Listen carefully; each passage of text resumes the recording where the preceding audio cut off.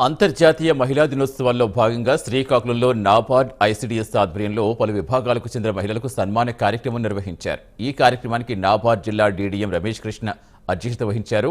మహిళల ఆరోగ్యం, పోషకాహారం, స్వయం ఉపాధి, అభివృద్ధి అంశాలపై ప్రత్యేకంగా దృష్టి పెట్టాలని రమేష్ కృష్ణ సూచించారు. మహిళల కోసం నాబార్డ్ నిర్వహిస్తున్న కార్యక్రమాలు అందిపుచ్చుకుని ఆర్థిక శక్తిగా ఎదగాలని ఆకాంక్షించారు. ఈ కార్యక్రమంలో జిల్లాలో వివిధ విభాగాల మహిళా ఉద్యోగులకు, స్వచ్ఛంద సంస్థల మహిళా కార్యకర్తలకు సన్మానాలు చేశారు.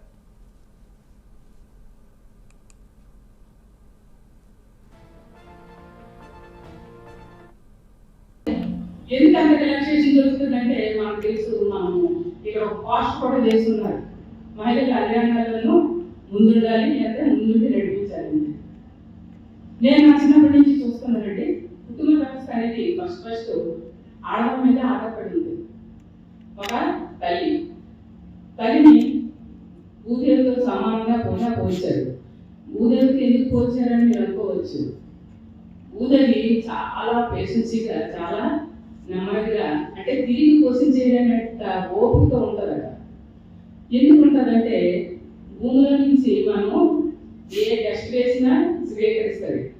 ఒక శవాన్ని పాతిపెట్టినా, కుక్కను చచ్చిపోయిన ఏదైనా ఖరీదాన్ని పాతిపెట్టినా కూడా అంత పుల్లివాసన వచ్చినప్పటికీ కూడా చాలా పేషెన్స్గా ఆమె స్వీకరిస్తుందట.